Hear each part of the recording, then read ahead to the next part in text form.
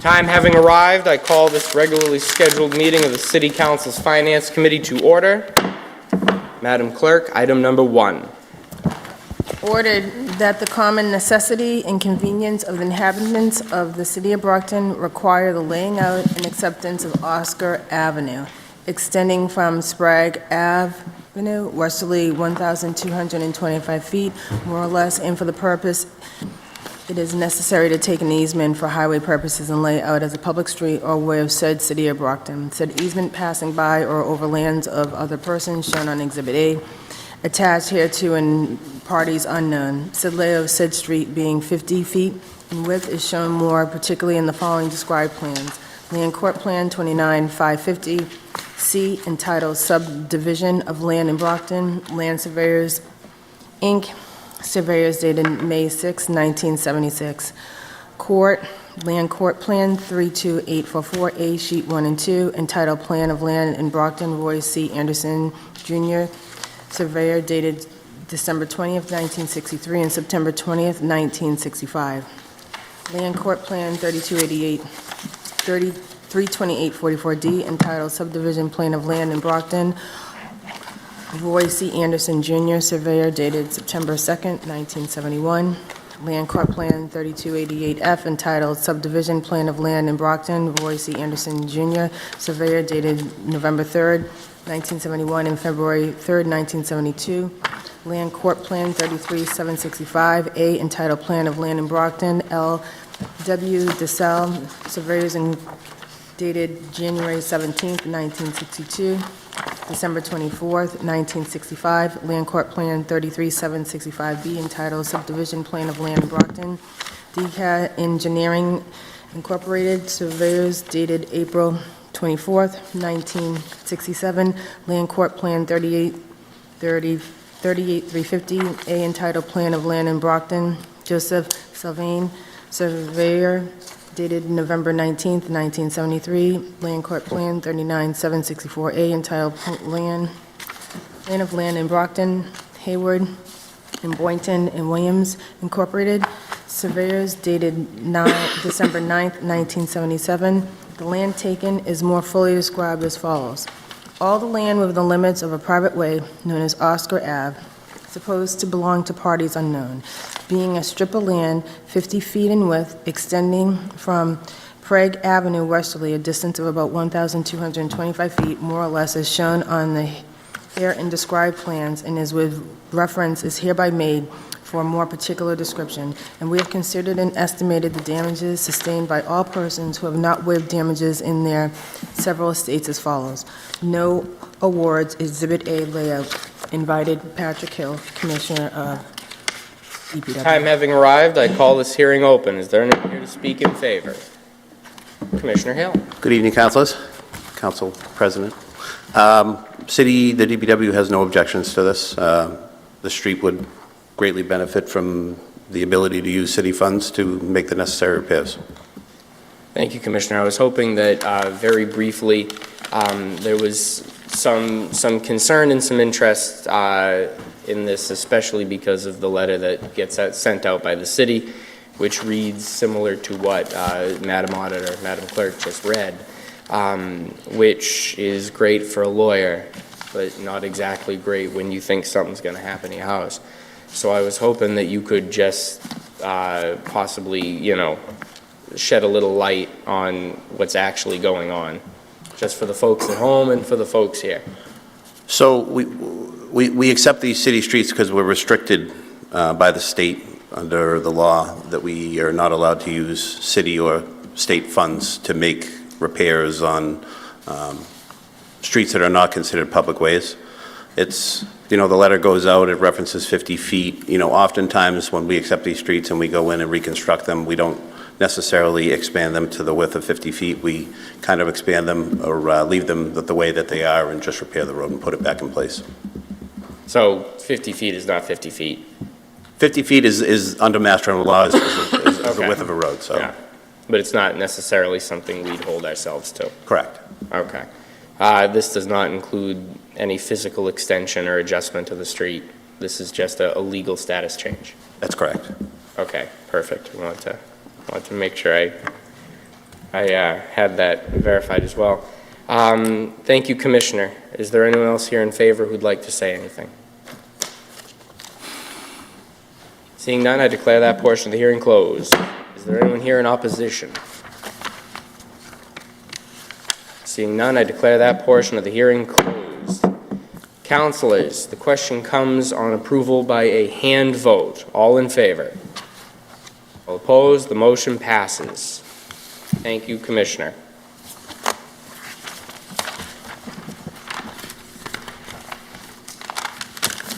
Item 2, appointment of Frederick M. McDermott of 976 Ash Street, Brockton, Mass.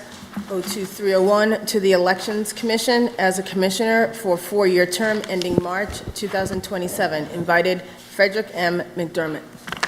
Good evening. Good evening. Councilors, any Mr. questions? Chairman, I think there's a Scrivener's error. This should read reappointment of Mr. McDermott, if I'm correct. yeah. So if we could just note that in the record, and I would move favorable recommendation. Second. Motion's been properly made and seconded. All in favor?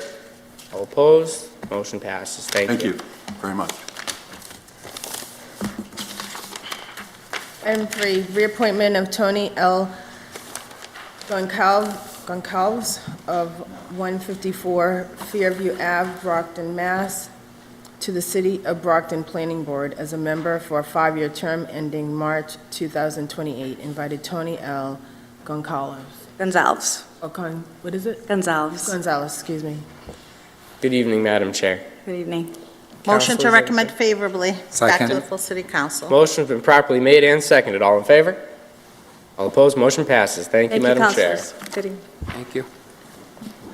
Reappointment of Cindy Effie Koska of 50 Center Street, number 311, Brockton, Mass. to the City of Brockton Cemetery Board of Trustees as a member for a 5-year term ending March 2028. Invited Cindy Athia Koska. Koska, yes. Good afternoon, Madam Trustee. Good afternoon. Motion to recommend favorably back to the full city council. Second. On the motion, Counselor? Yes, sir. Counselor Rodriguez. Cindy, how are you? I'm good. How are you? I got to ask a quick question of Sure. you. I've gotten several calls from funeral directors in the community. There seems to be an issue with the number of funerals that can actually take place at our cemeteries versus other cemeteries. Mm-hmm. Do you know why there's a limit of only 2 daily funerals at our cemeteries versus Yes, we One don't have that's- enough people. The city needs to hire more people to work in our cemeteries. We are severely understaffed. I know, it costs money, but we have a lot of city-owned cemeteries. Melrose, we just had to do, in the last couple of years, a large expansion, which is giving us approximately between 600 and 700 more burial sites. One thing that I have advocated for during our meetings, which I'll be honest, because it's public record, have been very sparse. We are not meeting as often as we should be, and that is something that if you look in the minutes for the last few years, I have said we need to meet minimum of quarterly, and at our last meeting in February, another vote was taken that we would meet quarterly. We are having a meeting later this month. The city has to appropriate more money for cemeteries. When you have a cemetery the size of Melrose, when you have a cemetery the size of Coesit on Pearl Street, Union Cemetery in Ward 5, plus we have all the small old cemeteries around the city, you can't have 5 or 6 people managing that and doing burials. It's not possible to do it effectively. Well, I know for a fact the one thing that we cannot do is run contrary to the businesses that provide burial services in this community, and something has to give. I agree. It's not fair that cities that are in the same similar situations as we are, like New Bedford, Fall River, they can do as many as 3, 4, 5 funerals a day, and yet in the city of Brockton, there's only 2 funerals. Right. And when I last checked, a lot of people don't choose and pick when they do die. And it puts families in conflict in the sense because If your person passes away in the middle of the week, you're forced to wait until the following week in Right. order to you to bury your individual. So I'm actually going to file a resolve to bring both the Parks Commissioner and the general foreman of the cemeteries to talk about this, because, I got 2 calls today with regards to that, because we had a couple funerals in the city, and there's some issues going on the rest of the week, in the sense where families are getting ticked off. I don't that blame them. All I want to do is bury my loved one, and yet the cemeteries are saying, no, you can only bury 2 a day. Right. And it's not free. If it was free, I can understand that, but it's not free. The city does charge. It's funny how on the other side of the city, or Calvary, they can do multiple funerals. Calvary is privately owned. I understand that. I know that. It belongs to the church. But I'm saying they can do quite a few funerals. And yet, on this side of the city, we're only doing 2. So I intend to do that. I just wanted to, again, congratulations on your reappointment, but that's Thank you. something I'm going to bring forward. Thank you. It's, Thank I appreciate the opportunity to be able to serve again on the Cemetery Board of Trustees. It's very important. There's 2 things that are certain in life, death and taxes. So we need to take care of those people. Well, That, we'll cover one if you cover the other. I'm trying, but, I agree with you, Counselor. And, when the budget comes up, and if, right around the corner, I hope that you'll look at what Mr. Carpenter, puts before you, because we need more people working. I know personally, I have gone to Union Cemetery on many occasions and cleaned up the trash and debris. We have a lot of dumping going on over there. If you're familiar with it, the bowl in the back, we've had to chain that off because of illegal dumping that was going on. The Brockton Police Department has been excellent about going through there and looking for, people squatting and dumping.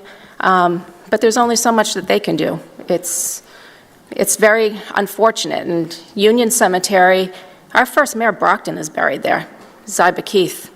And the people who were the founders of this city, the Kingmans, Chandler Sprague, who donated the land for that cemetery, they're buried there. If you ever take a drive through there, you'll see those names. Our shoe barons, mausoleum to Georgie Keith is in there and his family. And we need to take care of it. That's our job. Definitely. We're definitely testing you. Councilor Farwell? Just very quickly, who calls the meetings to order? Who is the chair now, or acting chair? The chair is the mayor. That's correct. And Timothy Carpenter is a superintendent of cemeteries. Does he? Do you have a vice chair? No. Well, since my colleague is filing a resolve, I think we can get this issue of meeting and budgets resolved. So thank you very much, and thank you for your service. Thank you. There's a motion properly made and seconded. All in favor? All opposed? The motion passes. Thank you. Thank you. Reappointment of Matthew C. Gillespie of 14 Clifford Ave, Brockton, Mass. 02301 to the City of Brockton Library Board of Trustees as a member for a 3-year term ending March 2026. Invited Matthew C. Gillespie. Good afternoon, good evening. Good Sorry. evening. You have anything you'd want to say, councilors? Any motions or questions? Motion to recommend favorably back to the full city council, and at the same time, I would like to, 3 years flies by. It seems like just yesterday you were here before us for your appointment, so. Second. Motion to reappoint. Second? Motion properly made and seconded. The chair recognizes Councilor Azak. Motion properly made and seconded. All in favor? All opposed? The motion passes. Thank you. Thank you so much. Congratulations. Thank you. Appointment of Sharifa K. Mapp of 45 Hillberg Ave, Brockton, Mass. to the City of Brockton Conservation Commission as a commissioner for 3-year term ending March 2026. Invited Sharifa K. Mapp. That's correct. Good evening. Good evening.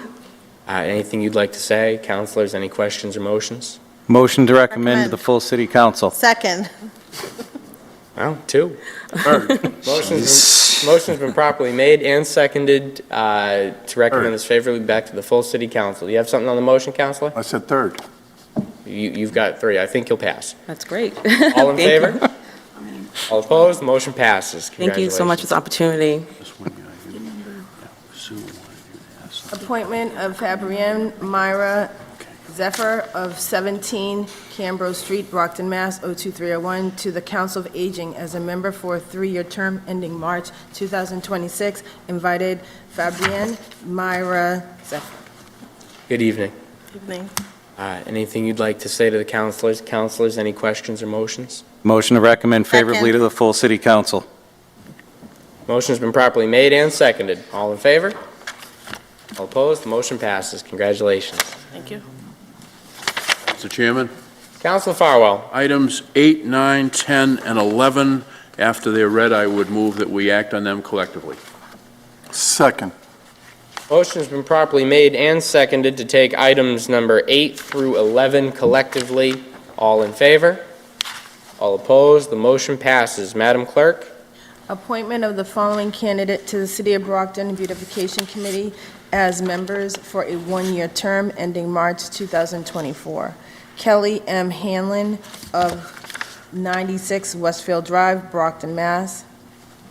Invited Carolee M. Hanlon. Appointment of the following candidate to the City of Brockton Beautification Committee as a member for a 1-year term ending March 2024. Linda R. Petriotonio of 55 John Berman Drive, Brockton, Mass. Invited Linda R. Petrantonio. Appointment of the following candidate to the City of Brockton Beautification Committee as members for a 1-year term ending March 2024. Sharifa K. Mapp of 45 Hillberg Ave, Brockton, Mass. Invited Sharifa K. Mapp. And appointment of the following candidate to the City of Brockton Beautification Committee as a member for a 1-year term ending March 2024. Shelley A. Jackson of 29 Keswick Road, Brockton, Mass. Invited Shelley A. Jackson. Councilor Azak. Thank you. Thank you to our clerk, to our auditor for reading this. But before we vote on this, I would just like to say welcome to Sharifa, but I'm very familiar with Linda Pietrantonio and Kelly Hanlon, and these ladies didn't wait to be nominated to the beautification to keep Brockton beautiful. They have been cleaning up our city for way over, as far as I know, way over 10 years. So thank you for all that you do, Linda. I know Kelly isn't here this evening, but I thank her publicly. And Sharifa, you've entered beautifying our city is close to our heart, because obviously that we need all the help we can get. But, and these ladies participate every year in Keep Brockton Beautiful, which is an event which takes place during the springtime where it's cleanup, citywide cleanup. So I look forward to seeing you guys there as well as everybody else. But I just want to publicly thank Linda, because after all of these years, you're being named to the committee, but it's, you know, you've been doing it for a long time. So thank you for all you do, ladies. With that, I make a motion to recommend this favorably back to the full city council. Second. Motion has been properly made and seconded. I do have a communication here from Council President Nicastro, who is recovering well from surgery, but she said that she has received word that Kelly Hanlon, nominated by the mayor to the Beautification Committee, is unable to appear this evening. Many of us are familiar with Ms. Hanlon's efforts to clean up the city on her own time. Council President Castro believes that she will be a real asset to this committee, and she asks the Finance Committee to recommend her favorably this evening, which you have just made the motion to do. The motion On the motion. properly on the motion, Councilor D'Agostino. I also just wanted to mention, for those who don't know, Sharifa's also working on the Campello Steering Committee, which has been convened to look at redevelopment down in Campello.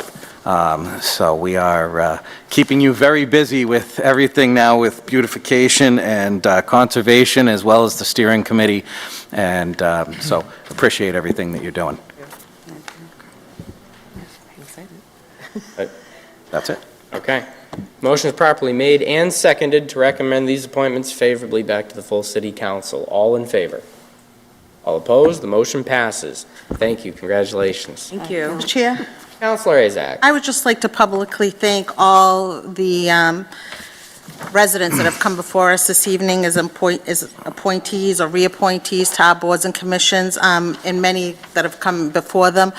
A lot of people don't realize how much time goes into our boards and commissions, and the majority of them are volunteer, they are not paid, and it's really just shows a dedication and pride in our residents that they want to be involved in our city. So I thank them publicly for, putting their time into the city and trying to make it a better place. So thank you.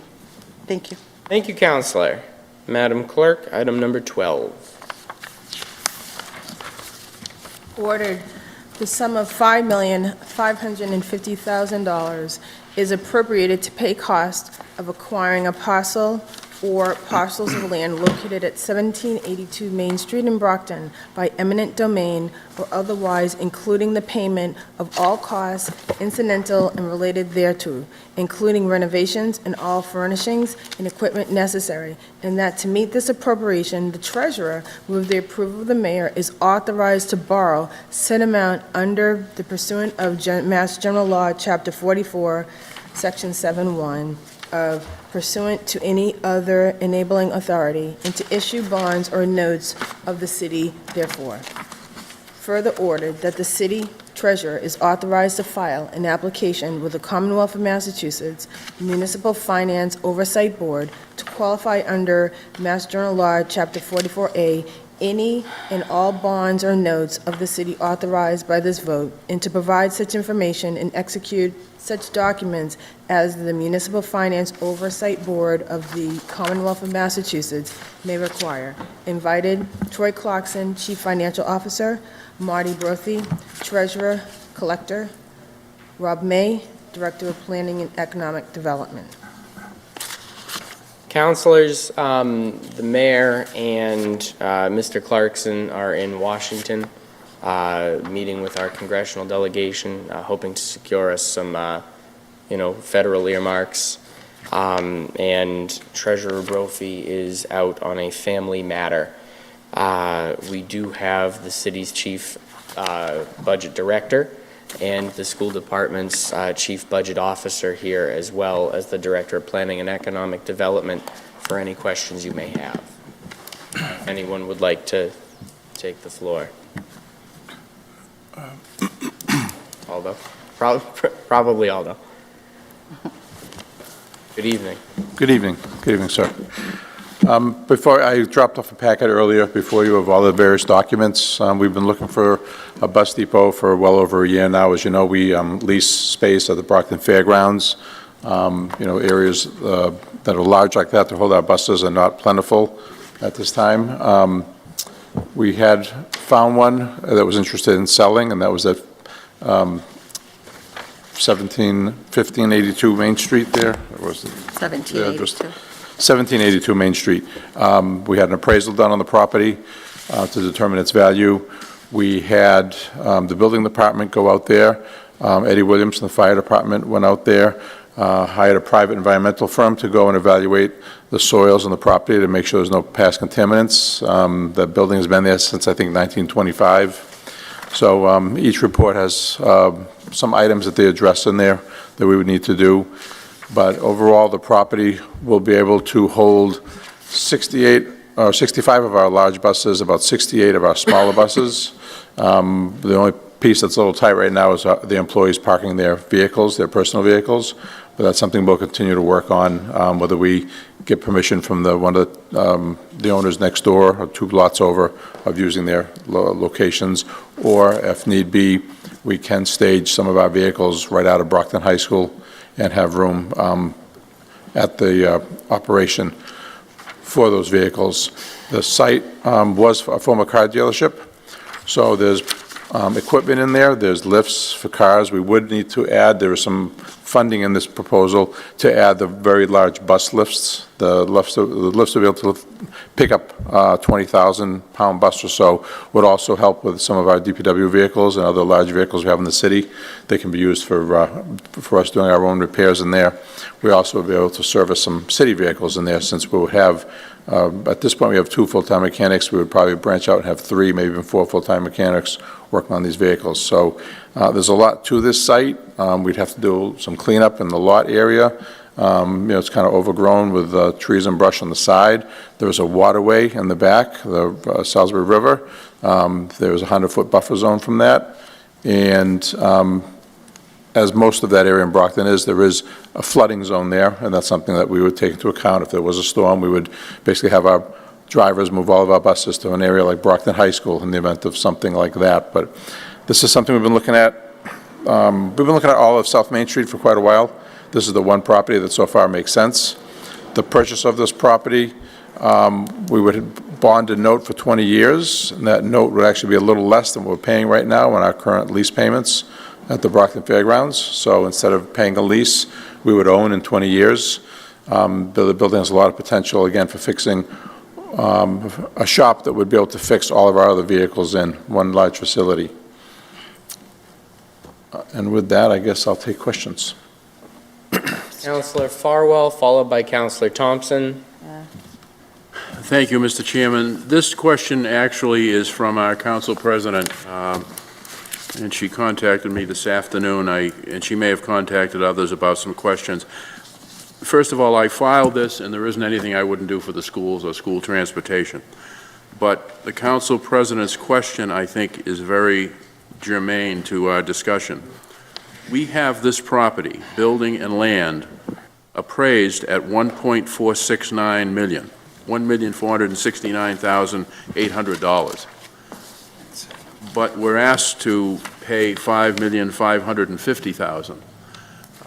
Now, I'm not in real estate. I don't see the city solicitor here, but that's a lot of money, and that's a pretty big difference.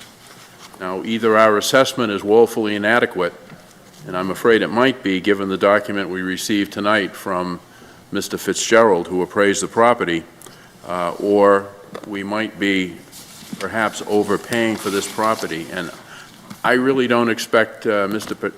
Petrone, I don't expect Aldo to have all of the details about how many properties we appraised and what were the comp sales, et cetera, but I just want to raise awareness to this. If you do have a comment on that, please proceed, but that does bother me a bit, folks.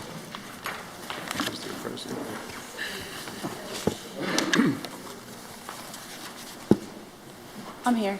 I don't know how much you heard. I know. No, I was right there. I just didn't want to speak up. Hi, everyone. It's a great question, and frankly, I would invite further conversation on it.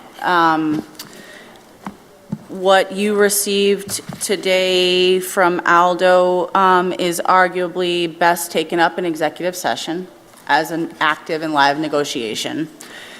But it's in front of you. The appraisal is 3.6. So the way the math shook out, this is technically item 13. So item 12 is the bonding authority. So there is no vote on item 13 if there's no action on item 12, because you can't take a vote to take something, by eminent domain, or I wouldn't advise you to vote on it and then send it back to the full council if there has been no decision on the borrowing. So just so that's up front. But on that question, on the Councilor President Nicastro's question, it's approximately 4,575 for the buildings and the real estate, 2.25 for essentially all the fixtures inside, the lifts, the personal property, bringing it to 4.8, which is like a hair over 125% of the appraised value. So the assessed value is not really part of the equation in this assessment, other than the logistics of identification of it.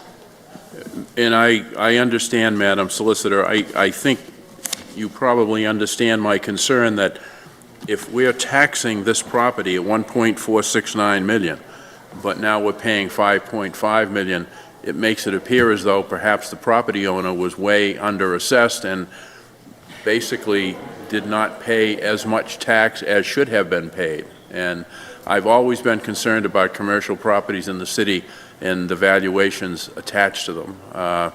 but you said something that intrigued me, and I think it relates to another matter you and I have discussed. It is proper to go into executive session to negotiate over the purchase of a piece of property for a municipality. Am I correct? It is. All right, then. It's proper to have negotiations outside of the public view, but, and the point is taken in terms of the assessed value. The assessor's not here, and as a tax-paying person here, it's not lost on me that we could use this money somewhere else. I would say that there are a lot of assumptions made about eminent domain that are irrelevant in the area of municipal property assessments.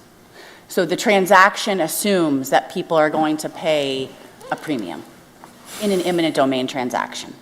That the appraisal assumes people are going to pay a premium. So further conversation I'd welcome further conversation. I was going to say, it depends upon one's definition of a premium. Uh, Councilors, I'm not going to make a motion because other people may want to speak. However, personally, I would prefer to do this in executive session. I mean, we're talking about a lot of money, a piece of property. There is an exemption under the statute, open meeting law, for just that purpose, and I don't want to compromise the city's ability to acquire this property at the best possible price. Thank you, Mr. Chairman. Thank you, Councilor. Councilor Thompson, followed by Councilor Tavares and Councilor Texera. Thank you, Mr. Chair. Good evening. I'm glad we're saying that this is the beginning of the conversation and not the end of it, because frankly, I'm shocked by the limited amount of information that was given to this council to make a decision on a $5.5 million appropriation. Essentially, I know, although you gave us an appraisal, but I'm just seeing that right now for the first time this evening. Essentially, in our package, we received about 5 documents, 3 of them being a copy of the order, 1 of them being an email requesting sponsorship of the order. So there's no map of the location, there's no dimensions of the property, there's no rendering of a layout that shows if this proposed facility is sufficient for its intended use. I really have zero understanding of whether this property is sufficient. I know a few weeks ago, this council, we were hesitant to accept a $3 million grant of, a free money due to the lack of detail. At least at that time, we had a rendering. This time, we're making a request or appropriation for $5.5 million, which is going to be paid for by the taxpayers of Brockton. And we had nothing to base our decision on. And so I see, just looking through quickly your appraisal, this is a 3.9 acre lot. And you said earlier that might be enough for 68 buses. We have over 150 buses of our fleet. We have multiple short buses, minivans, employee parking. I mean, if we have 150 buses, that's 150 bus drivers, maintenance and repair facility, the required 10% of green space. We don't see any of that. We have no engineering or no rendering of this property whatsoever. I apologize you didn't get that sooner, but behind that appraisal are other documents, and you'll see some of those in there. Right. I mean, I see, just thumbing through it, and again, although this was here, I didn't see this before I walked into council tonight, but I mean, I do see some maps and some maybe potentially dimensions, but no drawing of what the layout of this property is going to be, where the bus is going to be, where the building's going to be located, where's the employee parking. It seems like this is maybe sufficient for half of what we need it to be used for. It'll hold 65 large buses and 68 smaller buses. It's the employee parking that'll hold about half. So maybe I wasn't clear in the beginning. It'll hold 138 buses or 140 buses. That will fit on the property. It's the employee parking that's a little tough. And we are, at this point, we're looking at neighboring properties to see what we can arrange. So we're looking to acquire even more property for the bus depot. We could. I've been speaking with the DPW for over a year, because because they were looking for additional space. And we thought if we could have one facility that could repair all of our vehicles, that'd be great for both of us, because we would have the larger lifts and the larger equipment, the truck equipment in our facility. So is this for the bus depot, or is this going to be a general maintenance and repair facility? This is for the bus depot, but there is some adjacent land there that could become useful for the DPW. So you're stating that this land, and I mean, like you said, it abuts the Salisbury River.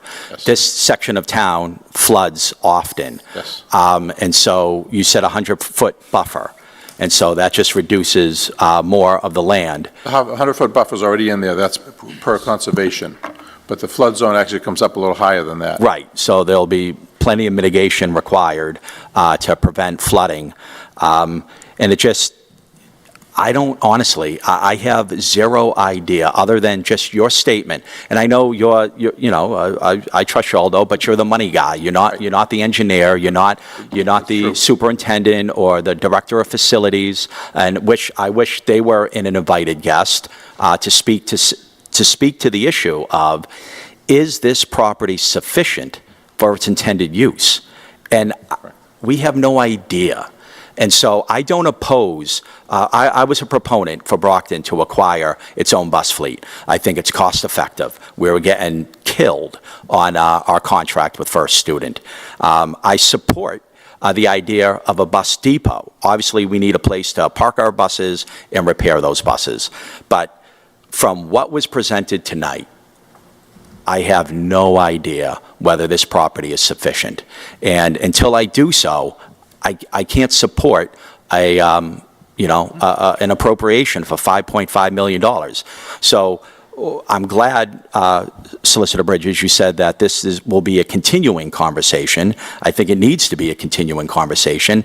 And until I think this council has an idea of whether this property is sufficient for its intended use, then maybe at that time, we would have, we can make a smarter choice on whether a $5.5 million appropriation is sufficient or warranted. So again, like Councilor Farwell, I'm not going to make any motions. I'm going to let this conversation continue. But if we're required to vote on this issue tonight, then I'm a no. Thank you. Thank you, Counselor. Counselor Tavares, followed by Counselor Texera. Good evening. Actually, I just have a question. This property was built for any automobile sale and service or business? Yes, well, I don't know if it was built for that, but that's what it currently operates as. Okay. I heard you want the service to be based on the repair and on the air side. Basically, I heard you want the service to be based on the repair side. Would be both service and repair. Okay. Okay. Are the doors big enough to allow the business side? The bus can fit through the doors. The only issue inside is there's some overhead heaters that they have that are kind of lower to the floor. They're probably 5 or 6 inches too low. Those would have to be raised up a tiny bit. But the doors on the building open up to around 12 feet, and the buses are around 11 feet. So it's anywhere from 6 to, I think, fire inspection shows it was about 6 or 7 inches below. So they would just make it inside. Okay. Okay. The lift is made for the vehicle to the size of the bus? Correct. No, the lifts in there right now will lift up regular passenger cars and like pickup trucks, like Ford F-150s. So we would have to remove or relocate 2 of the lifts and bring in our own, that's part of that additional funding for the property, bring in our own bus lifts.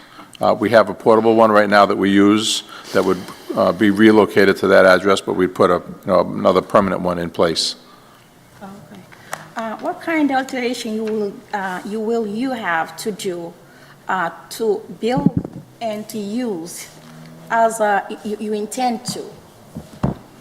Well, my understanding is the property is already zoned properly for what we want to do there, and we would, in conjunction with the fire department and the building department, we would relocate the equipment on the interior so that we could bring, the larger buses and trucks in the building and work on them. They have their rules we'd have to follow. We would we would do that. Okay, well, the parking area has to be recovered and by backed up, The parking area? it's going to be used to recover back up?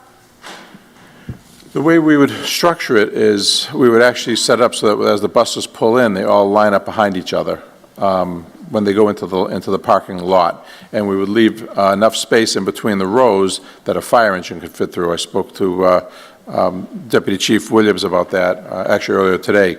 We'd have to do the lines and such so that if there were a vehicle on fire, they can get to that vehicle. In other words, we can't pack them in so tight that there's no room.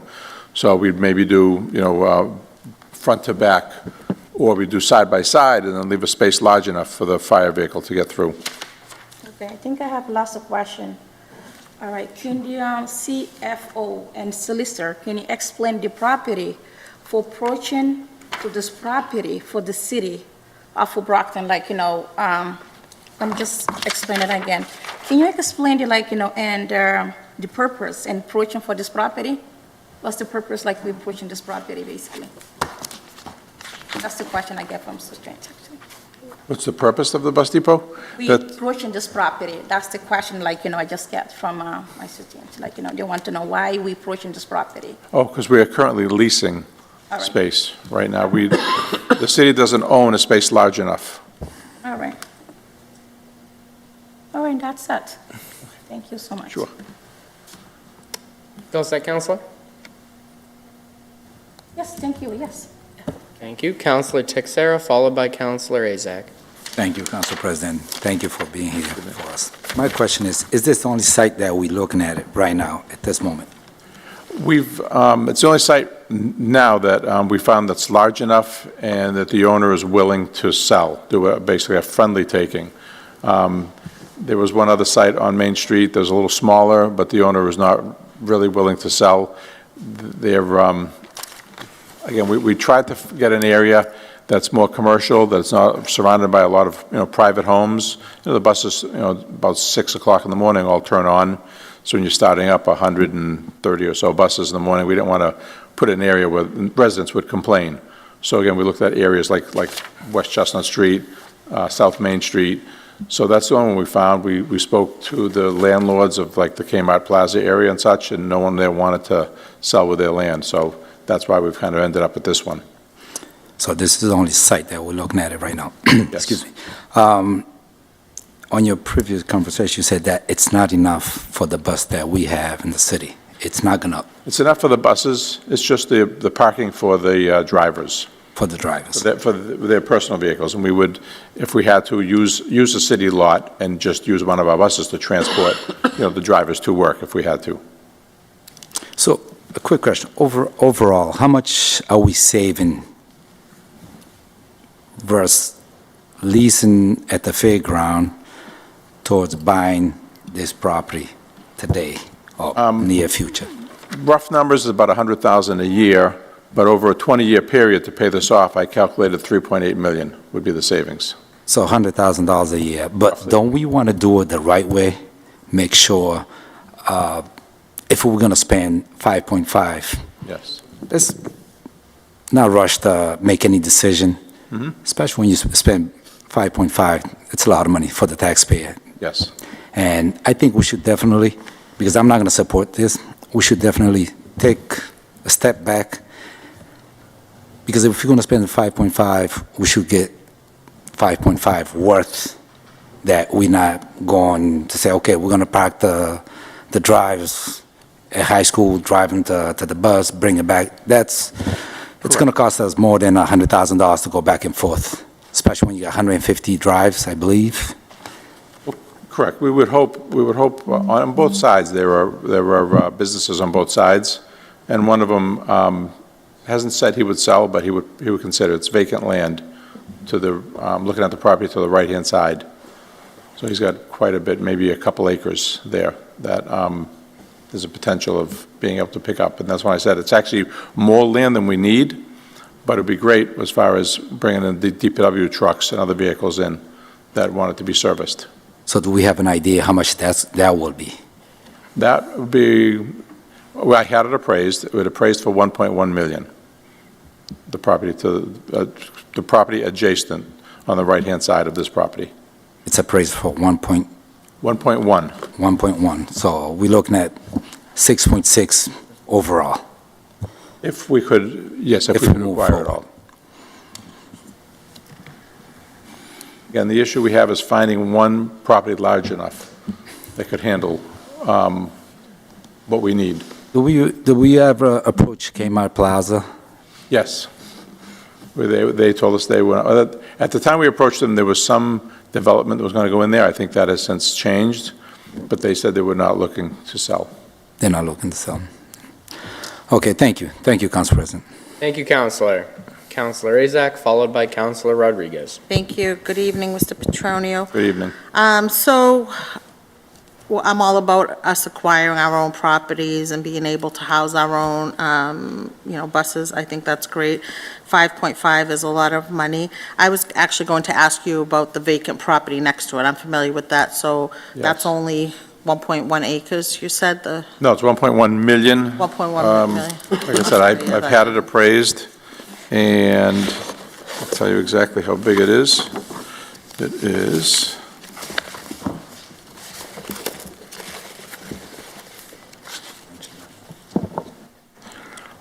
The two properties next to it are a total of 6.6 acres, but the one property is...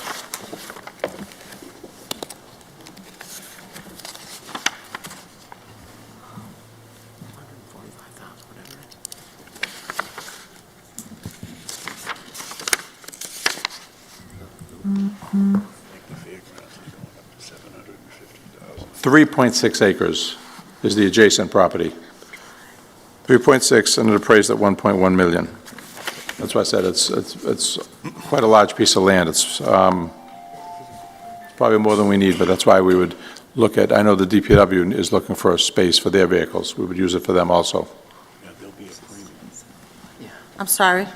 So what was the total? It's 3.67 acres, 3.67 acres. and 1.1 is the appraisal from Lane Valuation Group that we hired. Okay, I just, as some of my colleagues have asked, I just feel like we've already outgrown it and we haven't even purchased it yet. So I would be more comfortable if it was for that amount, something that we could even, that was large enough for us to be able to house everything. So that's already a concern of mine. But, once again, this is a lot of money. And thank you for the information. We did get it today, but we'll take a look at that. I wouldn't hesitate to mention that I think we should keep looking. I know there are other properties possibly in the city, or maybe if somebody's listening to us this evening is familiar with a property that's large enough, or... Absolutely. If any counselor has any property, we'd be happy to look at it and evaluate it. We're not choosing this one because it's our favorite, but... No, I think it's great. Now, what about if you were to get a vacant property, and do we know what it would cost to build a lift for the buses? I mean, what is... Well, the lifts, the lift is just a piece of equipment. You're talking 50, 60,000 for the lift. It's more of the overall building. It's the site work, all that, to put it up. But if we would have a completely vacant piece of property, sure, we'd put a metal fab building in there. Those run you a couple million, then the site work, and the rest of it. So that would be great if we had a piece of land large enough. Okay. I think this is good to start the conversation. It is a lot of money. I definitely think it's something that we would probably need to discuss. But thank you again. Thank you for bringing this information to us. Thank you, Mr. Chair. Thank you, Counselor. Counselor Rodriguez, followed by Counselor Minicello. Thank you, Mr. Chair. Aldo, how are you? Very well. How are you, sir? I have the same concerns that a lot of the councilors have already brought up, but I'm coming at this from a different point of view in the sense. I do have a problem with this appraisal. And I know it's city requirement or it's government requirement for us to get 3 appraisals before we can make a decision on a piece of property. Like, doesn't the law basically state that we have, in order for us to put out some city funds or whatever, we have to have at least 3 takers on this? Or it doesn't apply to this? That I don't know. Do you know that? It's not the law. So maybe I need to have the solicitor come up. Councilors, the solicitor's not on the invited list. Any objections? Seeing none. Good evening, Madam Solicitor. Madam Solicitor, the issue that I'm having here is the fact that my home on Summer Street is in the books for, I don't know, $500,000 or whatever. If you leave it up to me to find an appraiser to appraise that piece of property, I'm sure it can come at $1.5 million, $2 million in the sense, if you leave it up to me as the seller, or having some influence over the appraiser.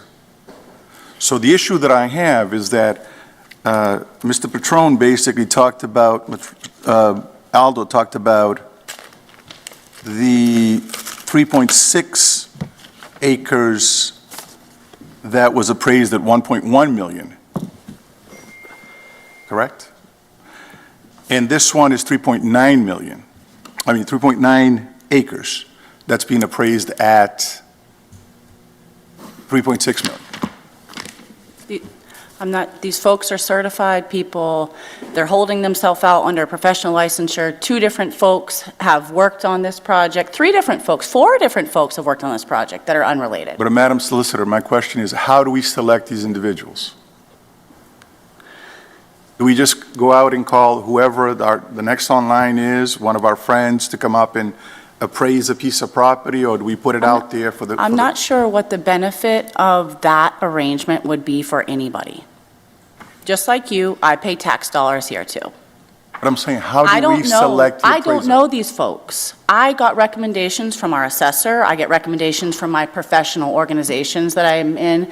Troy sat next to someone at a play who happens to be an appraiser. We check these people out, and I get recommendations. The municipal bar is fairly small. So I don't personally know these people, and I'm not making any benefit off this. I know Aldo's not making any benefit off this. And we use multiple people for the exact reason that you're bringing up. Procurement would prohibit us from using the same person unless we put out an RFP anyways, but we divide up the work because everybody has different opinions. Everybody has different opinions. But no one is calling up an appraiser saying, this is the number I need on the appraisal. Because that's a suggestion that I'm receiving over here at the microphone.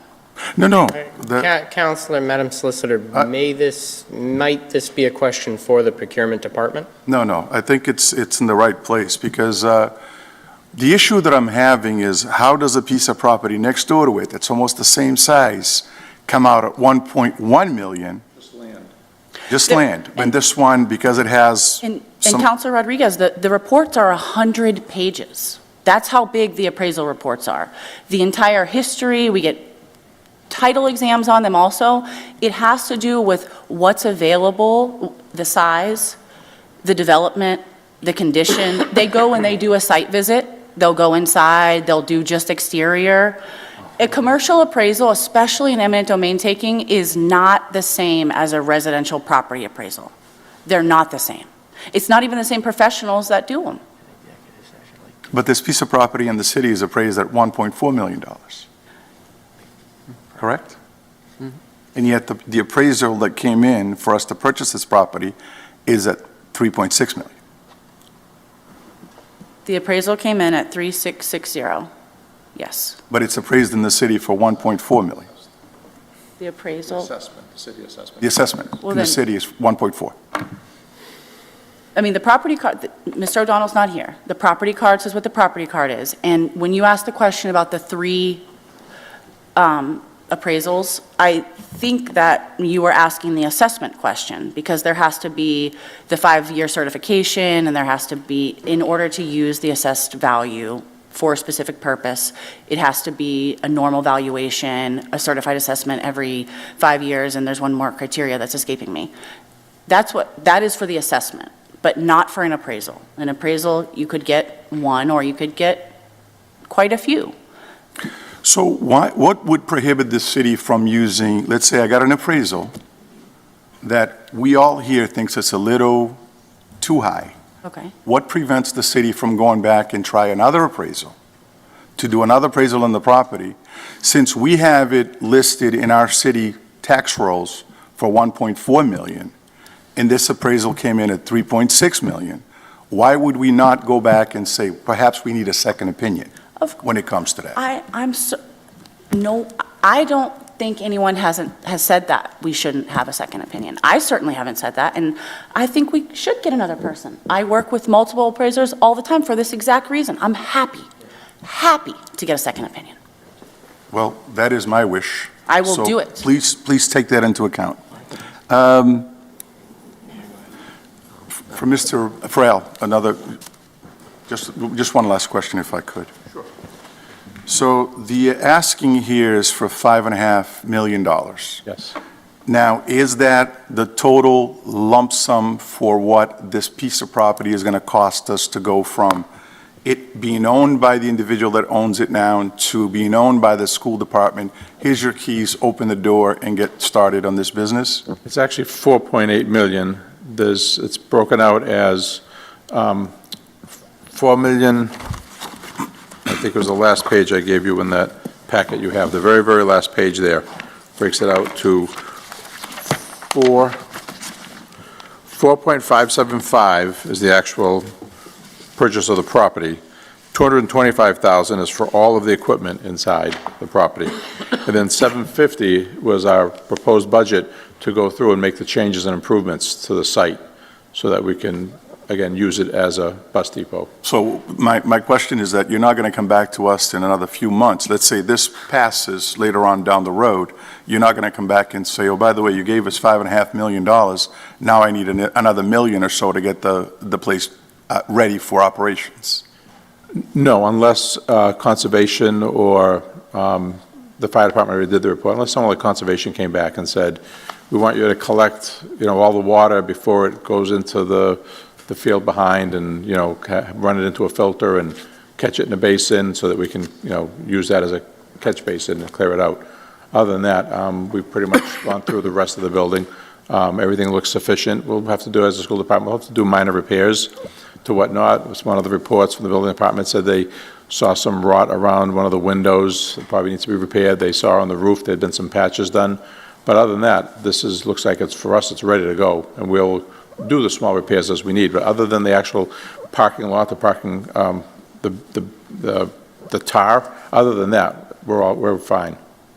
Aldo, you mentioned a little earlier that, that you want input from the counselors if there's any land or any places that actually, does that mean that, as the former counselor, the new mayor now says, that we did not do our due diligence to make sure that we went through this entire city to find a piece of land that actually would do what we need to do? For over a year now, we've gone all the way from Pearl Street, Westgate Mall, West Chestnut, North Main Street to South Main Street, looking for something and approaching different businesses to see what we could do, where we could put it.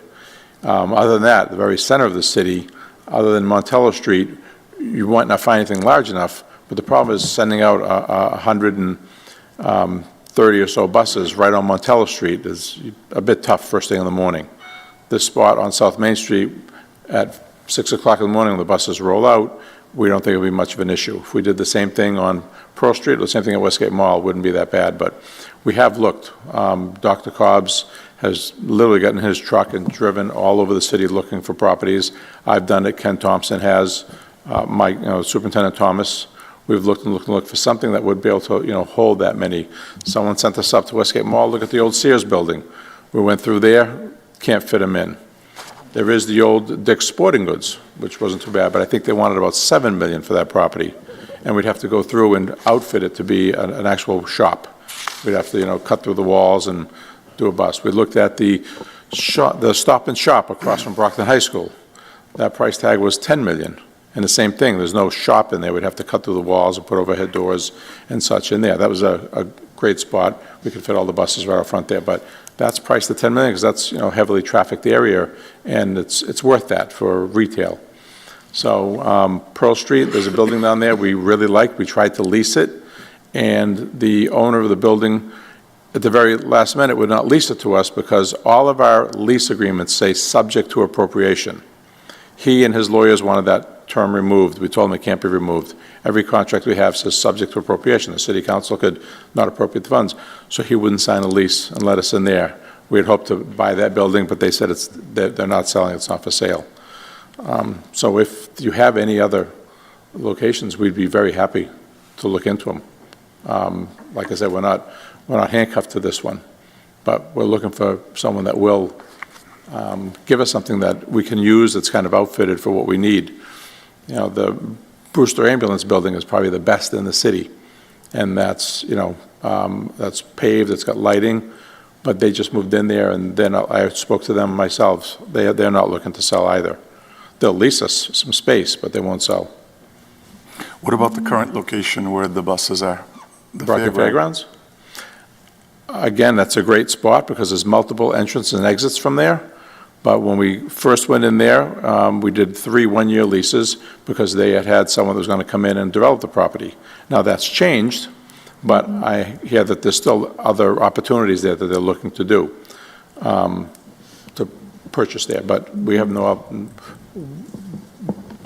we would like that space, we would like that location, but I don't know if we can afford it. I don't know what they would want, because the discussion there was they want to sell the whole thing as one large sale. So they wouldn't be looking into, piecing it out, basically? I don't think so. I mean, I don't get that deep into the conversations. Usually I bring that back to the mayor. All right. Well, thank you for your time. And Sure. thank you, Mr. Chairman. Thank you, Counselor. Counselor Minicello, followed by Counselor D'Agostino. Just a sort of point of information, the difference between an assessment and an appraisal is drastic.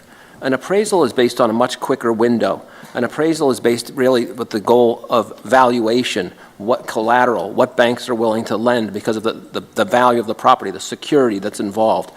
If our assessor used an appraisal to increase our tax base, half of the people in Brockton wouldn't be able to afford to live here because the rate would go up so fast. Each sale generates a new purchase price.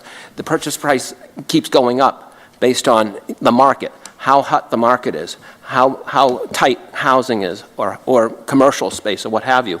So there is a big difference. A lot of what my colleague, Councilor Rodriguez, says are very good points and very good questions.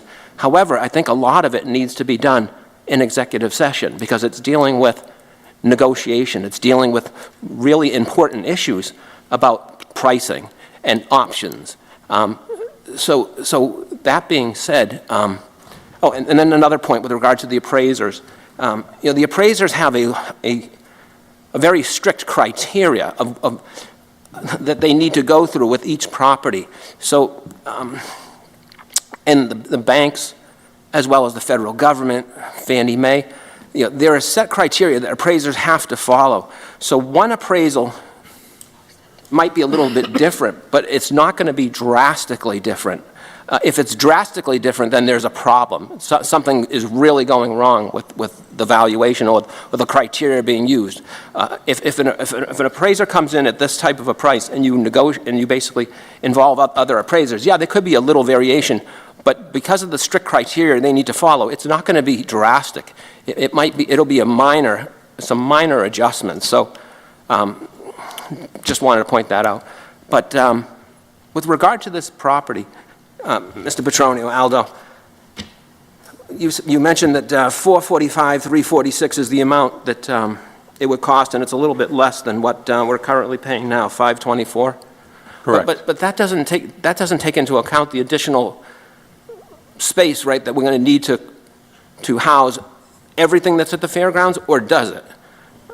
I mean, aren't we going to need additional, for what's at the footprint of the fairgrounds? Yes. That whole, whatever's on that footprint is not going to be able to go on this spot, all of it, correct? No, that's correct. I mean, so that number then, to me, is a little bit low, right? Because you're going to need to acquire the property and pay that, but then also do something else to absorb the overflow, let's call it, or the additional. Correct. Okay, so. Correct. Okay. We could either lease additional space for parking employee cars, or like I said, we could set up that all the cars are parked, most of the cars are parked at one school, and we leave a bus there, and that bus comes and brings everyone in and out, beginning of the day, end of the day. So that's something we'd work out. Again, the hopes was the property adjacent to this one, that almost 4 acres, that would, something that would benefit the city to own also. But we didn't want to bring both at once.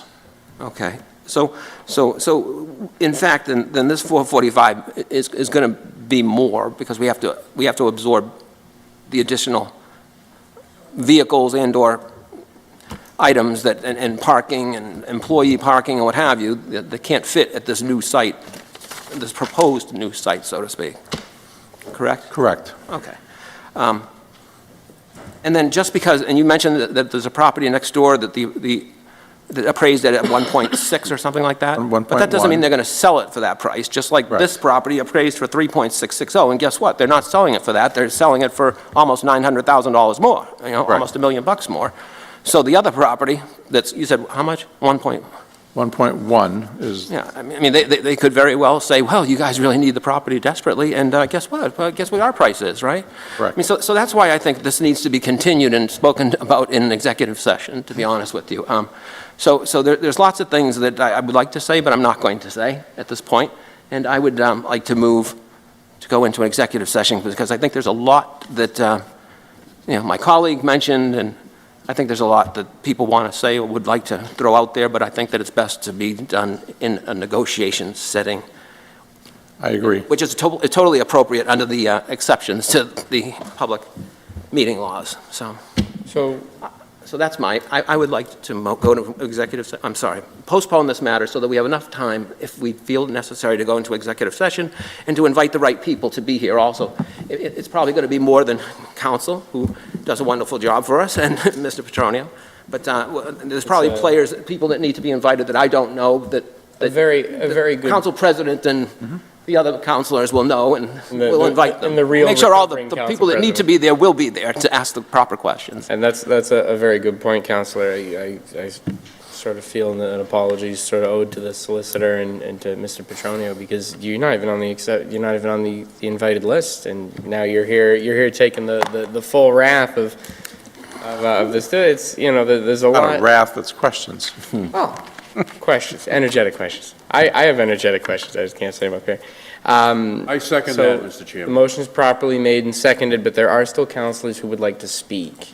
What was the motion? Now, the motion, Going to executive. Postpone. so the motion, Counselor, would there be a date that's too far out? Is it a motion for a 2-week postponement, a motion for a month? Although is there Can I- some that's too can I far? speak on that? Appropriate timeframe for an executive session, I guess, is my question. The Point notice of of information, Counselor Yeah, Thompson? well, just on the issue, I think whenever we schedule this executive session, hopefully it'll be enough time for you to prepare, some sort of plan for this property. Sure. For some sort, I would say, come with the full plan. If we do happen to acquire the property next to it, some estimation of what it's going to cost, because I think, but, you said that this is 5.5, there are other options. We're getting a bit off I the point of apologize. information. But I'd like to come back to this. I have you on here to speak again. Okay.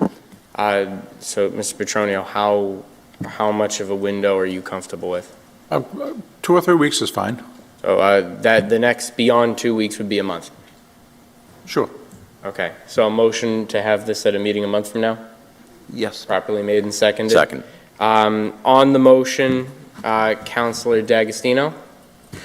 Thank you. And as has been pointed out, both Mr. Petronio and the solicitor were not asked to be here on this item, so I appreciate both of you, answering our questions and helping us out with this. Look, a lot of great points have been made. Pretty much most of what I was thinking has already been said, so I'll leave it at this. First, I can say that, having had some involvement in a previous building taking in my time on the school committee, the worry that was relayed of somebody saying, hey, you need it, so we're gonna gouge you, basically, that was tried And I can assure you, the city's answer, well, let's just say we made it very clear how we felt about that. And so I don't think that the city is going to, and the people that are negotiating these deals, again, from my own experience being involved in that, is letting people, bully us into paying millions of dollars more. I think they started at wanting $3 million more than where it ended up, and which was absolutely ridiculous. So anyway, again, like has been said, one of my frustrations with this, beyond the timeliness of getting the material, is also that it seems like we need this, and I think everybody at this point knows we're also looking at adjacent space, and I just would much rather we not do this in piecemeal. Oh, it's 5.5 today, and then now we need another 1.1, and will 1.1 even be 1.1, or will it be 2? And we don't know that, and so we're kind of half doing the job here, and we don't, and then what if the deal to buy adjacent land falls through? We don't know. So again, I know I don't want to say too much because that's, better for executive session, but again, I would rather see this as a complete proposal for whatever space fully meets the needs that we have, So anyway, that's my 2 cents on that, is just that if it's possible, I would prefer that you come in and that we get the opportunity to look at this once, and be able to take care of this in one shot with everything we need. So I think that's the only comment I'll say, is if you can, when this comes to it, and I know that's only a month, but let's see if we can come with the whole thing, if Absolutely. that's possible. I mean, it may not be possible, but then that's a consideration of this spot. Maybe this isn't the place to go, And the other thing, and I'll say that it definitely was a frustration I had when I was on the committee and we were looking at buying certain buildings or land for different purposes. It always seems, and I'm glad you guys are being more proactive, but it just seemed like every time we'd find out about something that was for sale, by the time the phone call went out, it had already sold. And we just kept missing the boat on properties that would have been perfect, but somebody already bought it. That's our only issue here, is the size, piece of property that has the size that we need. That's the only issue. So we're certainly more aggressively pursuing and looking for options than I hope. Because I don't know what it was, but it just seemed like we were always 2 steps behind. And, we've been looking for over a year, and we've spoken to many landlords. So anyone that has any connection to anything would be greatly appreciated. All right. That's it. Thank you, Mr. Chairman. Thank you, Counselor. President, Chair. Counselors, I was going to say, if anyone hasn't spoken already, now's your chance, but everyone has spoken. So we have a second round. There is a motion on the floor, so if anyone has anything relevant to the motion, I would really like to only call on or talk about that, and then we can just get this motion, because the motion is to postpone this for a more detailed discussion when we have more time to actually be informed about these matters. Councilor Thompson, do you have something on the motion? Just quickly, that if we are going to postpone this for 4 weeks, again, as Councilor D'Agostino said, if we could have a full plan, also some of the available options, and then you briefly said that this cost of this property could rise if the Conservation Commission required additional, mitigation catch basins and all that. I can pretty much guarantee you they're going to do that. So maybe we could have some understanding of what that cost would be as well. Because I think we want to understand what's in front of us, what are the available options, and try to make a fully informed decision on the matter. Thank you. Absolutely. Thank you, Councilor. Councilor Farwell, do you have something on the motion? No, I think we should call the question. We've probably driven adjacent properties sky high in value already, so. All right, well, that takes care of my list. Councilors, is a motion properly made and seconded on the floor. All in favor? All opposed? The motion passes. The matter is postponed a month. Thank you, Mr. Petronio. Mr. Chair, would it be That Point the of, city- point of question, would it, Point of inquiry? point of inquiry, would it be appropriate to also postpone this It agenda would- item 13? It would be appropriate. These items have to go together, and we certainly cannot do the second item, which is the actual Motion to taking without postpone? the money. Motion to postpone this. Motion to Second. postpone a month. Second. Motion is properly made and seconded. Another point of inquiry, does it have to be read into the record first to postpone? It does need to be It read does. into the record, so that would be, so we'll have the vote after it is read into the record. Madam Clerk? Ordered that the City of Brockton does hereby take in fee in accordance with Mass General Law, Chapter 79, and or other applicable law, the following describes parcel of land: to wit, 1782 Main Street, parcel ID 119-002, for further reference, see Plymouth County Registry of Deeds Book 19133, page 29. We have considered and estimated the damages sustained by all persons who have not waived damages in their several estates, and hereby determine and award the same as follows: to be paid from the bond amounts previously authorized by the City Council for follows: to be paid from the bond amounts previously authorized by the City Council for purchase of taking of property for public safety and general municipal purchases. Property owner, M Trust, 1782 Main Street. The amount is $5,550,000. Said taking shall include all trees, soil, or fixtures thereon. Invited Megan Bridges, City Solicitor, Troy Clarkson, Chief Financial Officer. Councilors, there's a motion properly made and seconded to postpone this item to a meeting a month from now. All in favor? All opposed? Motion passes.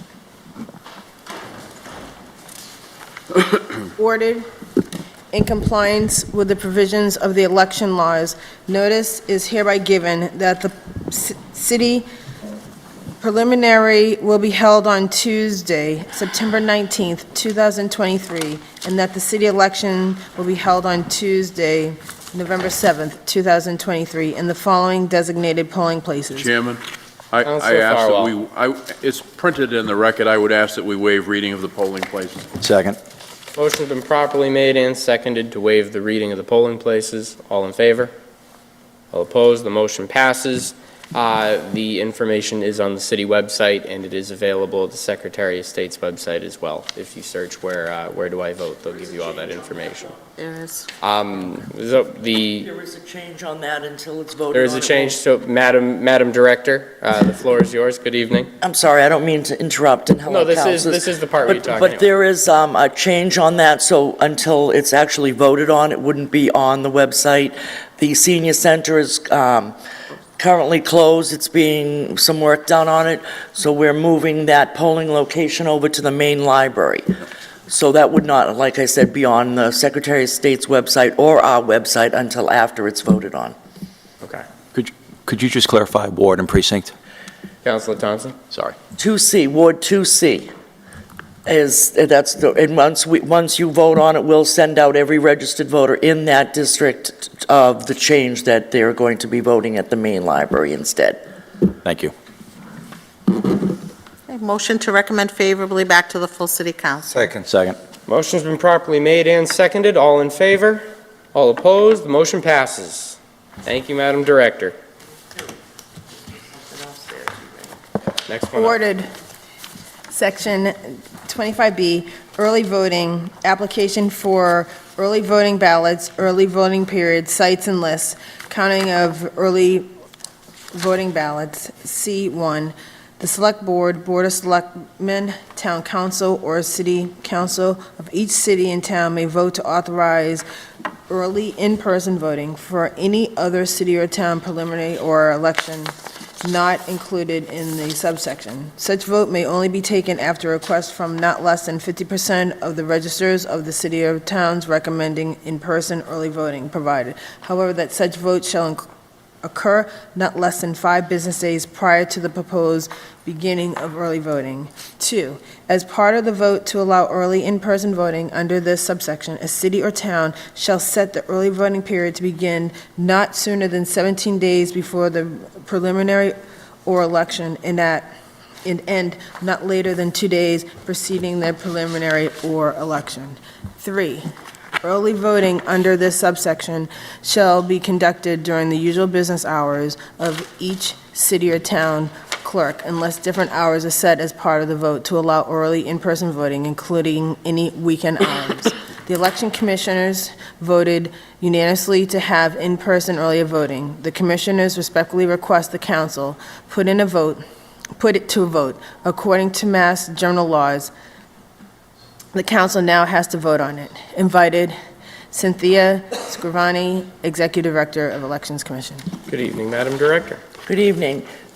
So to clear that up, in a state election, the state says that we will always have early voting in a state election.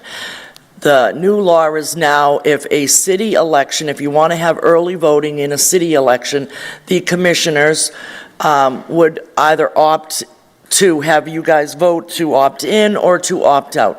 Our commissioners voted to ask you to opt into early voting so that we hold early voting for the upcoming city preliminary and election. Motion to recommend favorably. Second. Motion's been properly made and seconded. All in favor? All opposed? Motion passes. Thank you, Okay, Madam perfect. Director. Thank you. Resolve, be it resolved by the Brockton City Council to invite Rob May, Director of Planning and Economic Development for the City of Brockton, and area restaurateurs to come before the council to provide an update and discuss their vision of the Sycamore Grove project being proposed by the City of Brockton. Invited Rob May, Director of Planning and Economic Development, Joseph R. Angelo, owner of Joe Angelo's, Chrisman Charlotte, owner, Taboo, Manuel De Silva, owner of Petro's Island Cuisine, Manuel Rodriguez, co-owner of Crystal's, Tony Rodriguez, co-owner of Crystal. Mr. Director, if you'd like to kick us off. Good evening. Good evening, councilors. I've been asked not to belabor the issue, and especially given the hour, but the mayor has heard the concerns and comments of the property owners that you heard at the last Finance Committee meeting. He has met with them twice and has promised them and has established a series of bi-weekly meetings to work with them, over the next few months to come up with a more, a plan that addresses some of their, more of their concerns than what has originally been drawn up. We are bringing on Dan Pilata, who is currently working with the city as the project manager for a lot of the ARPA construction projects. Dan will be working with us once the design has been okayed by everyone and goes out to bid. And we're also bringing Beals and Thomas, our design firm, back into the process, where we'll make any of the construction drawing changes and to work with us through any additional public meetings that we might be having.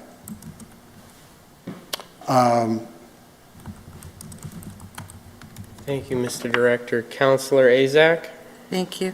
Thank you, Mr. May, and I'm happy to hear that the mayor has been meeting with the business owners, because I think that was the important thing, I know for myself and some of my colleagues, is that they are, they're a big part of this development, and that we want to make sure that they're being heard. So they have been here. I know I see a number of them here in the gallery. I just would like to hear from them, make sure that this is going in the direction that, I know they're not invited, we have them as invited guests, so. They are invited Yeah, guests. so we can hear from them, just to see how it's going. But thank you so much, Mr. May, for your work on this. Mr. Angelo, would you like to speak on this, or Mr. Rodriguez? Or I know we also have. Any owner who is present, if they'd have anything to say. Yeah, Good evening, Mr. we Shadwell. we had a meeting in the mayor's office, and it was very productive. We set a agenda of what we wanted to get done and work through the process, and I've been contacted by Dan Pilata, the construction foreman on the city side, and he assured us that we would be a part of the any moving forward discussion. So I'm happy with the way things are going right now. I think we're moving in the right direction to make it work for everybody. And so let's see what happens. And that's what's important to us, so we want to make sure that, your concerns are being, you've been there, I know your business has been there for a number of years as well, for a good amount of years, I think, what was it, 30, 35? 31 now, 30, yeah. 31 years, so, that's important to us that, the business community is being heard as well. We do want to do good things in the city, we want to see nice developments and, to beautify the city, bring some events to the city, but at the same time, we want your business to flourish, so thank you. Thank you for that. I don't know if any other business owner wants to be heard, Thank but you very this is much. your opportunity. Thank you, Mr. Angelo. How are you? Yes, Councilman, so we did meet with the mayor, which was a great thing. We also introduced us on the plan that what he was trying to get to. One of the only concerns that we had was, as business owners, was just that we liked the vision of what they try to bring down to downtown, and for someone that went to school here and grew up here, I like the vision. But one of the things that we didn't want to compromise is taking away the parking that we thought was essential for us as business owners in terms of driving. One of the things that we also wanted to address too as well is that in terms of there's lack of parking as it is right now, which is something that I think everyone should to take a look at in terms of moving forward. But other than that, in terms of what the mayor has done so far, and Mr. Pilato reaching out to us, showing us that we're going to be part of the integral process of moving forward, gives us more in terms of confidence that our concerns are going to be met. But other than that, we'll just see how the process moves forward, and hopefully everything comes in line with our vision as well as business owners as well as the cities. Thank you. Thank you. Could you just pass your name for the clerk and for the folks at home? Manuel Rodriguez. Thank you. Councilor Azak, is that? I think that's it. I just want to make sure that the business community, since they've been here and they've been waiting throughout the meeting, that they're heard and make sure that it's going in their direction, because I believe that was the goal of this That was resolve. the goal. Yep. Councilor Thompson, Thank you. followed by Councilor Rodriguez. Mr. May. Pardon me. Do you know if the mayor intends to have any of the city councilors involved in these conversations with the property owners, specifically the ward councilor or any of our at-large councilors involved in these conversations? I do not know.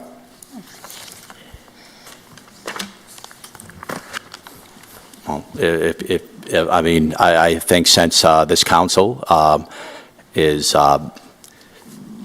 authorized the expenditure of Sycamore Grove, and certain councilors have been involved in this process since day one.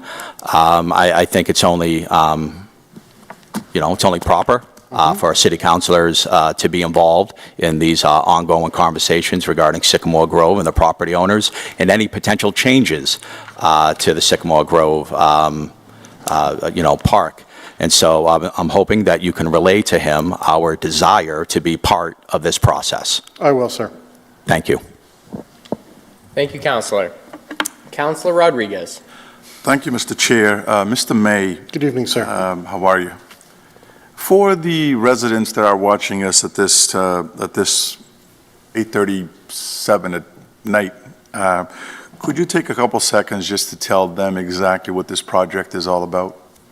The Sycamore Grove concept began a public planning process back in 2018, where we are looking at the area that some people might call the market, or if you might remember, is the old BAT bus terminal where buses came to downtown and then moved out from. It's been used as a city parking lot since that time. The idea is to create a new community green space that is open to all, that would offer family-friendly activities throughout the year, and to create synergies with the adjacent businesses to promote further growth in downtown Brockton. Mr. Mayor, one of the things that I had heard, at least from a few of the businesses that are in question around that Sycamore area, is that the city would make available some sort of kind of a retail space in the area to sell products in direct competition with the businesses that exist there at this time. And I believe the saying was that it was going to be put to given to a nonprofit to run those businesses. Is that still the case? There is in the current plan set a vendor's facility that would be available to either the existing property owners or others, and it may be a nonprofit would want to hold an event down in Sycamore Grove and to be able to sell snacks or beverages.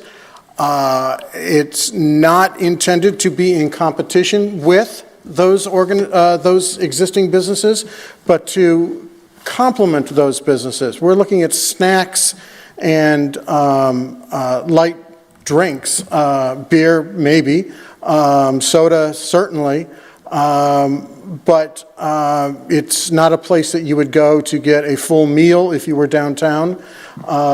It's, a place that you would get popcorn on a movie night, or that you would get a soda or a beer at a weekend festival.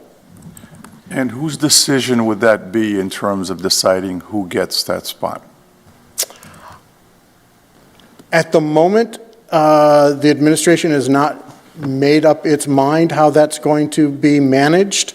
There's a couple of different options for how the space could be managed. Certainly, the Parks Department is involved with the long-term maintenance of the facility.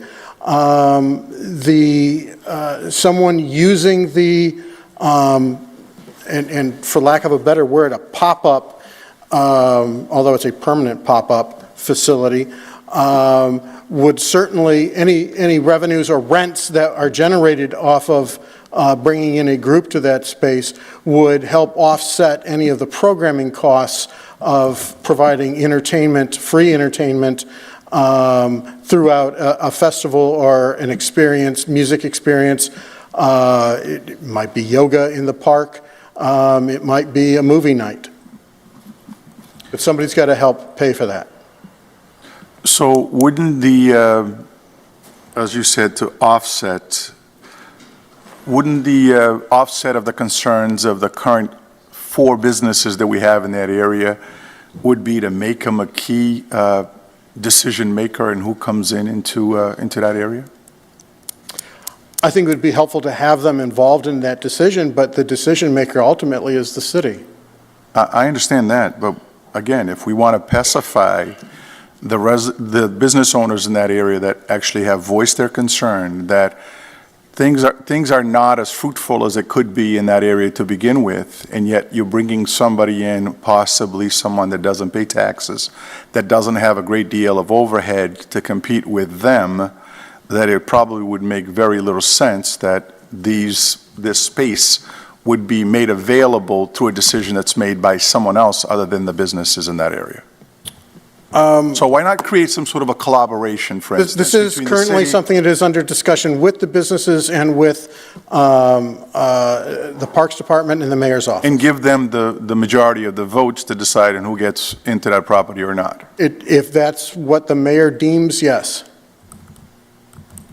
Well, it shouldn't be, we're trying to do what's best here for the city, so it shouldn't be the decision of the mayor and the mayor alone to decide, because then we're going to go into, as soon as this is done, the room is packed up again with people saying, what happened? So if we're basically saying, and another thing that I actually had mentioned to a couple of the businesses in the sense, why not put in some sort of a rotation, each week, one of the 4 actually That's a go wonderful outside idea. and hold the events or the facility, or whatever else they need to do there, and keep it within that area, since, I mean, I don't know how you don't see this, where, you know, these 4 businesses have been struggling to stay afloat in that area, and yet you're going to bring in, when we've got this brand-new shiny object in the area, you're going to bring in somebody new from the outside to basically create that sense. I think you're putting too much value on snacks. I will bring this up to the mayor. It is part of our biweekly discussion with the property owners and the business owners, and it will continue to be a part of that until we all agree as to what is going to happen.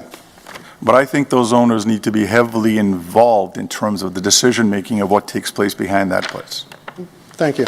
You know, seriously. Because if that was the case, we wouldn't be here today talking about this. We would have had this done and over with, because one of the things that before I put in this resolve, that I had heard is that, oh, there's no problems at all with the business owners, they're all in favor of this. And every time I talk to one of them, that's not where we were hearing, in the sense, you know, that's why the resolve was put in, so that we can bring everybody in to basically stand here and say, this is what the issue is. And I'm glad that we're taking the necessary steps to make sure that these businesses are heard and their advices are actually followed as well. Yes, sir. All right. Thank you very much. Thank you, Mr. Chair. Thank you, Counselor. Counselor Farwell. Just a couple of quick questions. Yes, sir. Why is it taking 5 years? I mean, we started in 2018. I think this was just a couple of years after we did the downtown urban renewal plan. It seems pretty straightforward from what's been submitted, so why would it take 5 years? I mean, 5 years from now, you and I may not even be here, and I would hope that it's still going, I would hope that it's up and running. I hope it's up and running also.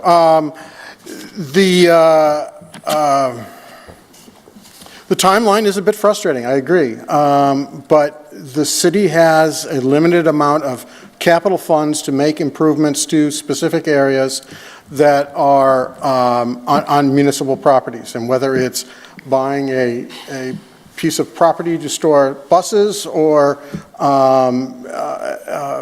refurbish parks, we have to find the right opportunity and the right funding source. And so when the ARPA funds came around, one of the high priorities for the ARPA funds was supporting creating open spaces and outdoor spaces where people could have gathering space but still keep a relative distance from each other from the COVID funds, or from COVID virus.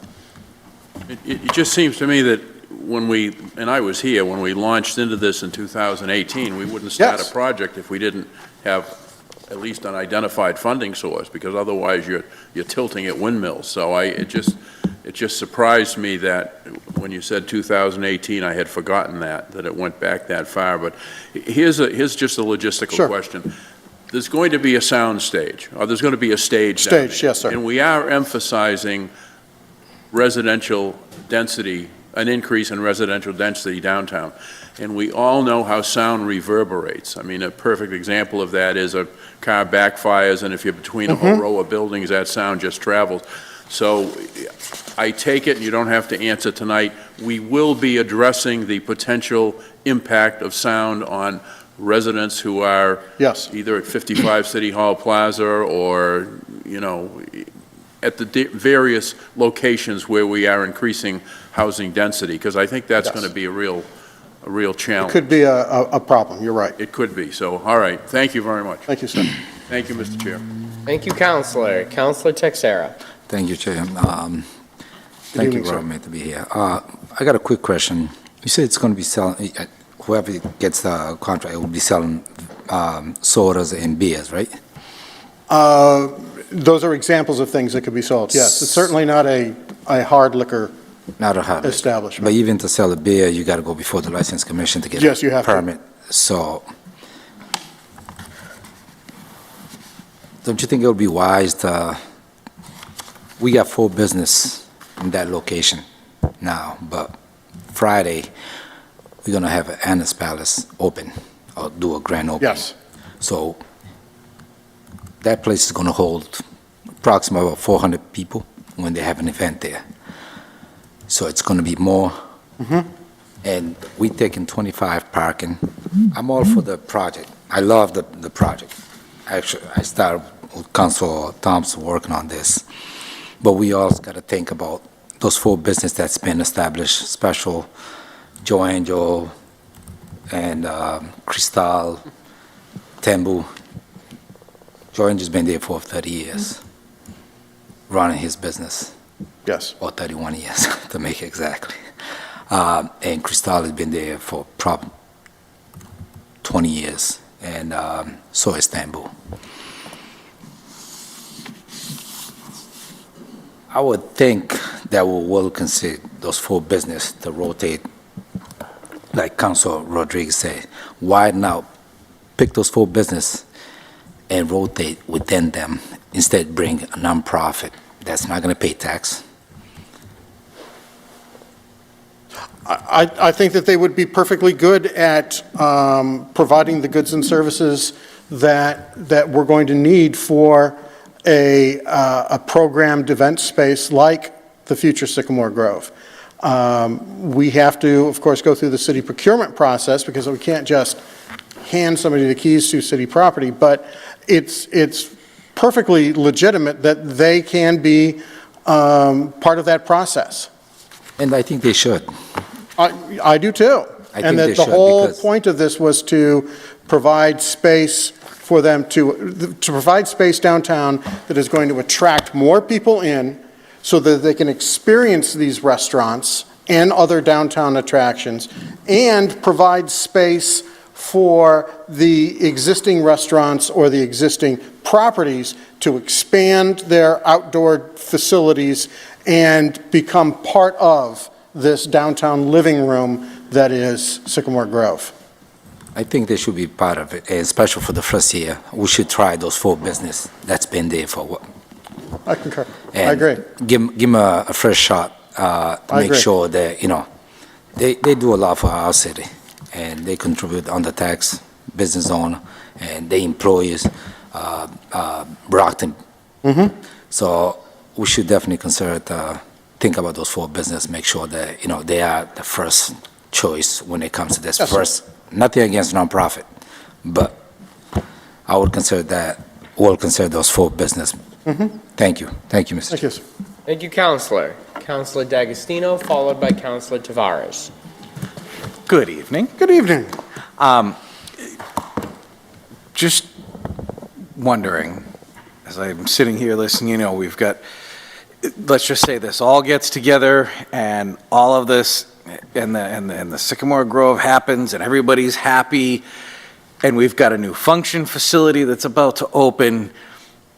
And actually, before you even get to Sycamore Grove or whether that happens or not, I'm just sitting here wondering now, where the heck is everybody parking? Interestingly enough, there are close to, and I've got it over here, but I think it's 700 parking spaces within 1,000 feet of Sycamore Grove. The largest quantity of those parking spaces is the Adams Garage, which unfortunately closes around 8:30 at night. Right. The mayor has committed that the Adams Garage will be open 24 hours, 7 days a week. It's important not only for supporting the restaurants, sorry guys, supporting the restaurants downtown and the entertainment venues that we have downtown, but also the expanding need for residential overnight parking. Right. The function hall, what's its capacity? I don't know. I've heard anywhere between 800 and 400. No, 1,500. You got 3 spaces. Anna's Place? Anna's Place. I've heard they have a license for 800 people, so I don't know what that. Okay, and that's my point. There's 700 spaces in that garage. All the other businesses that are already there.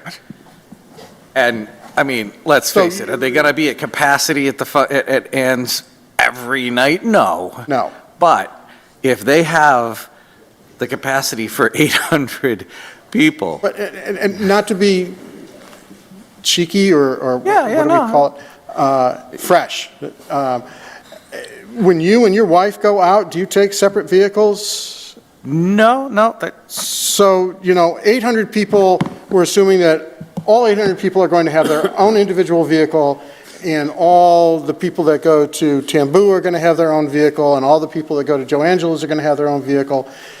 Right. That's, there is some Sure, there'd be, agglomeration that is going to happen. And I agree that, keeping the Adams Garage open 24/7 is just the first step in addressing downtown parking issues.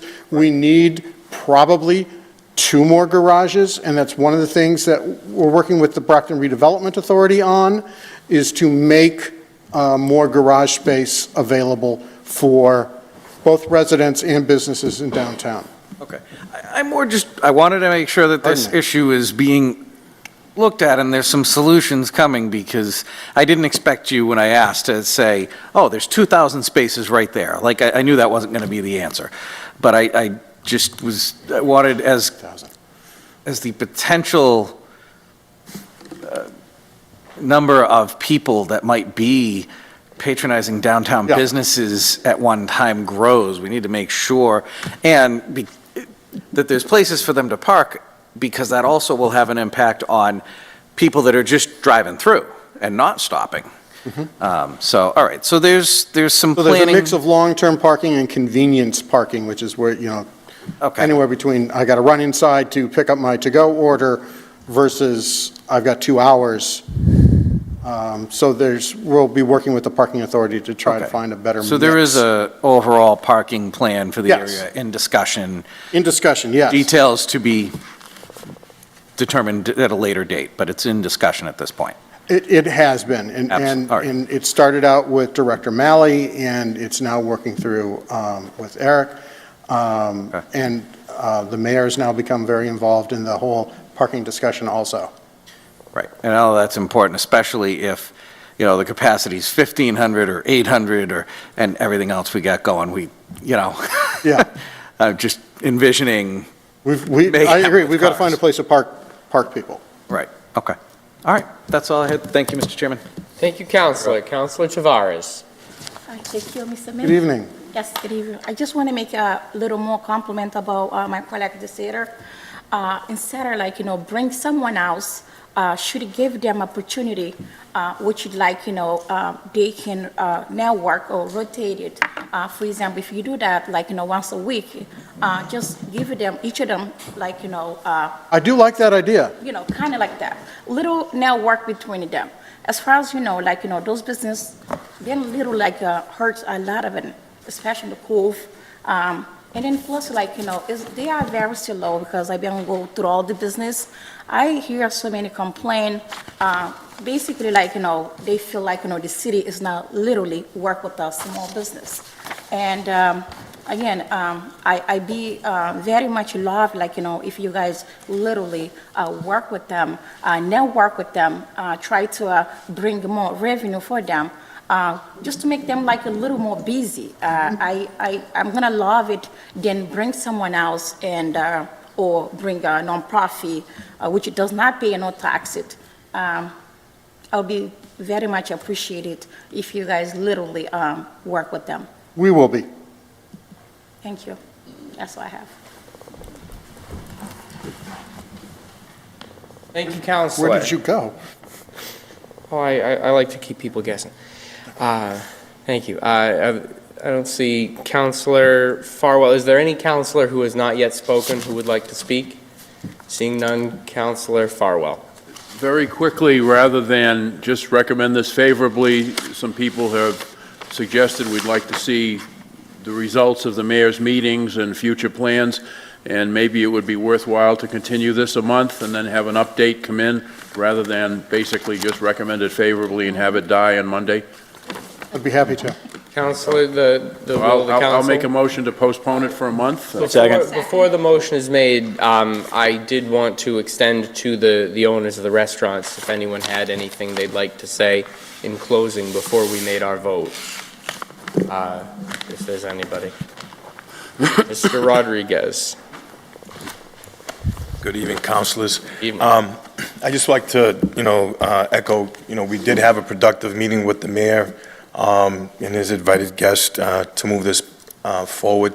We're not against any type of redevelopment back there, but, we have to, as business owners, property owners at that, just the point of reference is that, we are owner occupied. We don't lease our properties to anybody. That, we have to do everything to actually, keep as much parking back there as possible. Having an event, we're not opposed to, having an event back there. We had Prava back there one year, and we didn't take any parking. They had the berms out there, and you still had Prava functioning properly. Bringing green space is going to make the area very beautiful and bring more people downtown. But I think, when it comes to the planning and development of that property, I think that the design that's currently stated needs to be tweaked a little bit and redesigned so that we can actually add more parking than what's actually there. And I think it's doable, and you can still bring green space to that area. And Mr. May and his team, they're working to make sure that the parking is going to be addressed, and then we also need to take into account the business that are there and businesses that are that's gonna open in the future. You have Ann's Place that's opening at the end of this week, and then, Cristal's is not open yet, but you have to take into account, the capacity loads of those businesses and the impact that it's gonna bring with the parking that's gonna be into that area, and also residential as well. Thank you, Mr. Rodriguez. Councilor Farwell, you had a motion to postpone Just a this motion to month. postpone for a Second. month so we can receive an update. Second. Motion's been properly made and seconded to postpone this item 1 month. All in favor? All opposed? The motion passes. Councilors, just one final item of business before we adjourn for the evening. The first item, I just asked for a vote. I was supposed to ask for a motion. I just got really carried away in landing this plane. So if anyone would be willing to make a motion to recommend The acceptance. the acceptance of Oscar Ave favorably. Make a motion to accept, a motion to recommend favorably. Recommend favorably. Second. Motion's been properly made and seconded. All in favor? All opposed? The motion passes. Thank you, councilors. I apologize for the oversight, and we are adjourned.